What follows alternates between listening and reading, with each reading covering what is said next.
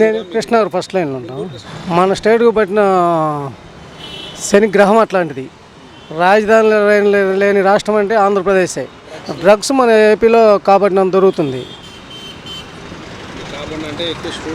Students మొన్న వైజాగ్లో దొరికింది, దాన్ని తీసుకొచ్చి ఎల్మెన్ని నెట్టారు.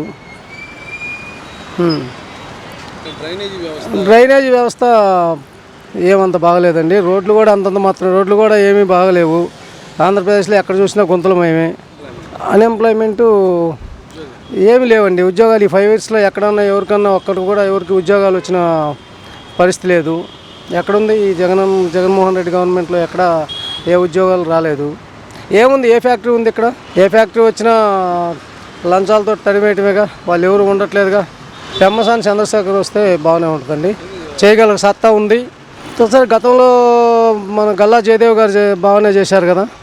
ఈయన అంతకంటే బాగా చేస్తారనే నమ్మకం ఉంది. పెమ్మసాని మీద అంత నమ్మకం ఉంది. అంటే రోసి అంటే అనుభవం, రోసి లోకలం అయితే కావచ్చులే, కానీ మేము పెమ్మసానే కోరుకుంటున్నాం. ఆయన దగ్గర అంటే ఆయన అభివృద్ధి చేయడానికి ఇప్పటి నుంచే చెబుతున్నాడు, నేను బాగా అభివృద్ధి చేస్తాను, గల్లా జయదేవ్ కంటే ఒక మెట్టు చేసి చూపిస్తాను, నేను చేతల మనిషినే అని చెప్పి మాట్లాడుతున్నాడు. ప్రతి మీటింగ్లో కూడా బాగానే చెప్తున్నాడు. మనిషి మీద నాకు పెమ్మసాని మీద నమ్మకం ఉంది. రేపు గవర్నమెంట్ టీడీపీ వస్తుందండి.